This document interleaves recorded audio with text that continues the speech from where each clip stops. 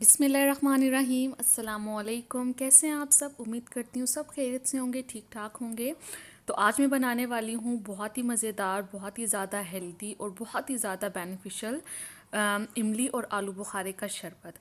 तो अगर आपको गर्मी का मसला है, आपके मैदे पे गर्मी है, आपके जिगर पे गर्मी है, या फिर आपके हाथों पाँव में से हीट निकलती है। गर्मियों में ऐसा होता है कि हमारे हाथ और पाँव बहुत ज़्यादा गर्म होने लगते हैं और इनमें से बहुत ज़्यादा हीट निकलती है।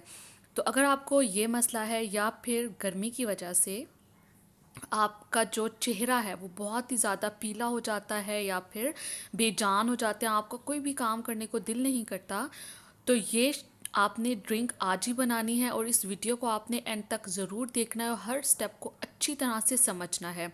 तो इंशाल्लाह ताला मैं आपसे प्रॉमिस करती हूँ कि आपने इस ड्रिंक को दिन में 2 दफ़ा पीना है 15 दिन तक। और 15 दिन के बाद आप मुझे ख़ुद कमेंट्स में बताएंगे कि आपके तमाम मसाइल दूर हो चुके हैं। तो चलें, जब इसको हम बनाना शुरू करते हैं, तो उसके लिए यहाँ पर मैंने ले लिया है इमली और आलू बुखारा। इमली ली है मैंने 300 ग्राम्स, और आलू बुखारा लिया है मैंने 200 ग्राम्स। मतलब 200 ग्राम आलू बुखारा है और 300 ग्राम है इमली।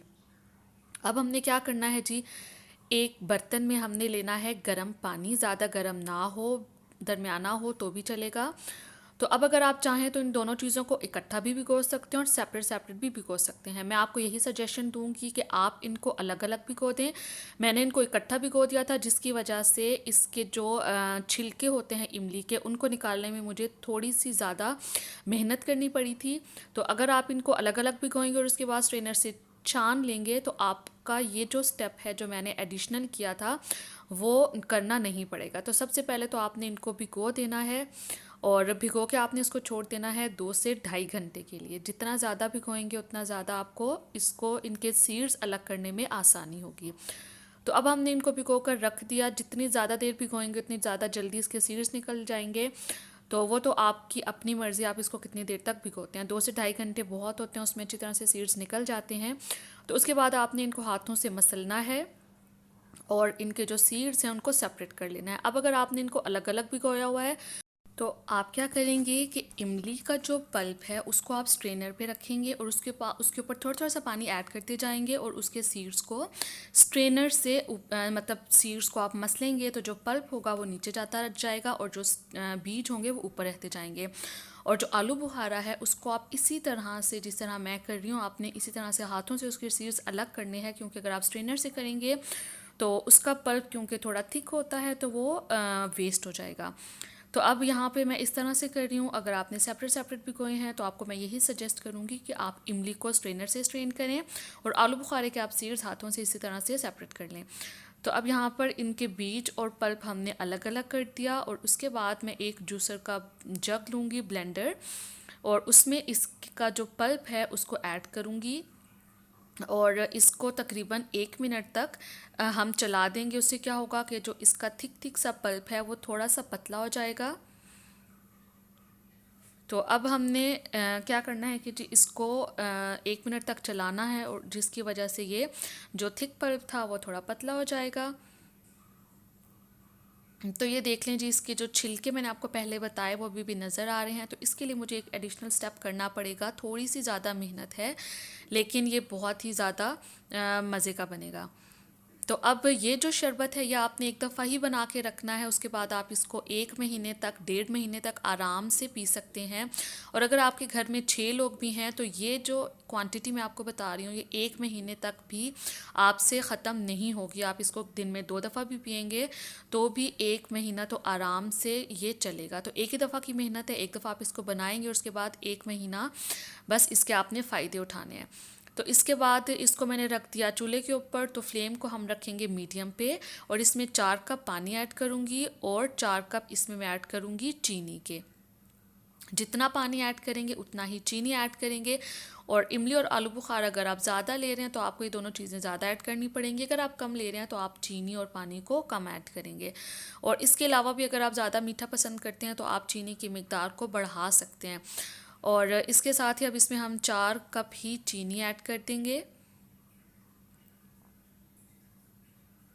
ये शरबत बहुत ही मज़े का होता है, बहुत ही ज़्यादा रिफ़्रेशिंग होता है, और इसके के गर्मी की जो हमारे जिस्म से ख़त्म करता ही करता है, उसके साथ साथ ये खून भी पैदा करता है। हमारे जो लिवर होता है, जो कि जिसका मेन फंक्शन है खून खून पैदा करना, उसको ये हेल्दी करता है। तो इसके साथ यहाँ पर मैंने आधा जो खाने का चम्मच है वो इसमें ऐड कर दिया है काला नमक। काला नमक हाजमे के लिए भी अच्छा होता है और वैसे भी उसका टेस्ट बहुत मज़े का होता है। आप चाहें तो इसमें सफ़ेद नमक भी ऐड कर सकते हैं, लेकिन मैं आपको यही सजेस्ट करूंगी कि आप इसमें काला नमक ही ऐड करें। तो अब हमने इसको अच्छी तरह से मिला देना है। जब चीनी अच्छी तरह से इसमें हल हो जाए तो फिर आपने क्या करना है कि फ्लेम को बिल्कुल लो पे छोड़ के इसको कवर करके तकरीबन 25 से 30 मिनट के लिए इसी तरह से छोड़ दें। और इसको आपने हाई फ्लेम पे नहीं छोड़ना, क्योंकि हाई फ्लेम पे छोड़ेंगे तो ये उबल के बाहर आ जाएगी, जिसकी वजह से आपका बर्तन, किचन, चूल्हा सब कुछ गंदा हो जाएगा। तो अगर आप फिर भी हाई फ्लेम कर रहे हैं तो आप पास खड़े होकर ही इसको चम्मच हिलाते जाएं और पकाते जाएं। तो मैंने इसको आधे घंटे के लिए पकाया और इस तरह से आपने थोड़ी थोड़ी देर के बाद इसमें चम्मच हिलाते जाना है। एक दफ़ा चम्मच हिलाएं, फिर उसको बंद करके रखते हैं, फिर चम्मच हिलाएं, फिर बंद करके रखते हैं। तो अब ये देख लें जी, यहाँ पे पानी भी आप देख सकते हैं कि बिल्कुल हाफ़ रह गया है। फुल थी रेज की, हाफ़ से थोड़ी सी कम ही लग रही है मुझे तो ये। और फिर ये थिक भी हो चुका है, बहुत ज़्यादा भी थिक आपने नहीं करना। इसी तरह की कंसिस्टेंसी होगी। जब ये ठंडा हो जाएगा तो ये और ज़्यादा थिक हो जाएगा। तो अब मैंने क्या किया कि इसको मैंने निकाल लिया। एक मैंने बोल ले लिया और जो बड़ा स्ट्रेनर होता है, जैसा कि अभी मैं आपको दिखाने वाली हूँ इस तरह का। तो क्योंकि मेरे इसमें इमली के छिलके रह गए थे जो अच्छी तरह से निकले नहीं थे, तो मैंने ये स्ट्रेनर ले लिया और इसमें अब मैं ये जो पतला सा पल्प है ये बहुत ही आसानी से छन जाएगा और ये जो इसके छिलके रह गए हैं वो ऊपर रह जाएंगे। बहुत ही आसानी से स्ट्रेन हो जाएगा। आपको ये फ़िक्र करने की ज़रूरत नहीं है कि आपका जो पल्प है वो वेस्ट हो जाएगा। तो अब हम इसमें ऐड करते जाएंगे पल्प को और इसको हल्का सा हिलाएंगे स्ट्रेनर को पकड़ के। तो ये जो छिलके हैं वो ऊपर रह जाएंगे और जो हमारा शरबत है, जो हमारा सिरप है वो नीचे बोल में निकलता जाएगा। तो इस तरह से ये तो हमने कर लिया। तो अगर आपने भी पहले मेरी तरह से स्ट्रेन नहीं किया था और हाथ से उसके सीड्स इमली के अलग किए थे, तो आप ये स्टेप कर लें, बहुत ही आसानी से हो जाएगा, कोई बड़ा मसला नहीं है। और इसके बाद हमने इसको ठंडा कर लेना है और ठंडा करने के बाद हमने इसको एक जग में निकाल लेना है। तो ये देख लीजिए, हमारा सीड्स फ्री शरबत रेडी है। अब इसको मैं छोड़ दूँगी कवर करके ठंडा करने के लिए। और उसके साथ ही अब मैं आपको बताती हूँ कि इसको हमने मिक्स कैसे करना है और इसका शरबत हमने किस तरह से बनाना है। तो यहाँ पर मैंने ले लिया है एक मिट्टी का बर्तन, आप चाहें तो कोई भी ले सकते हैं। मैंने मिट्टी का बर्तन ले लिया क्योंकि मिट्टी का बर्तन में वैसे भी शिफा होती है और ये ठंडा होता है। इसमें मैंने ऐड कर दिया जी तुख मलंगा, शिया सीड्स इसको कहते हैं इंग्लिश में। तो इसमें मैंने तकरीबन आधा ग्लास के बराबर पानी डाल दिया। ये तकरीबन 2 से 3 मिनट के बाद ही आप देखेंगे कि ये जो सीड्स हैं तुख मलंगा जिसे हम कहते हैं, कि ये फूल जाएंगे और थिक हो जाएगा। तो ये भी बहुत ही ज़्यादा ठंडे होते हैं, जिसकी जो तासीर होती है वो बहुत ठंडी होती है। तो यहाँ पर ले लिया है मैंने शीशे का जग। तो ये अभी मैंने वीडियो में दिखाने के लिए शीशे का जग ले लिया, वरना मैंने इसको बॉटल में, जो ढक्कन वाली बॉटल होती है उसमें रखकर फ्रिज में सेव किया था।